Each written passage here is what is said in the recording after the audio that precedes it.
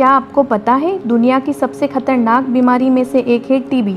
आज भी लाखों लोगों की जान जा रही है। टीबी एक संक्रामक बीमारी है जो माइकोबैक्टीरियम ट्यूबरकुलोसिस नामक बैक्टीरिया से होती है।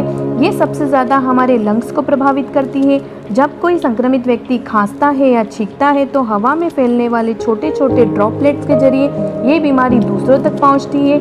इसके मुख्य लक्षण लगातार 2 हफ्तों से ज़्यादा खांसी आना, बलगम से खून आना, वजन कम होना, रात में पसीना आना। लेकिन सबसे ज़रूरी बात, टीबी पूरी तरह ठीक हो सकती है अगर सही समय पर इलाज शुरू कर दिया जाए।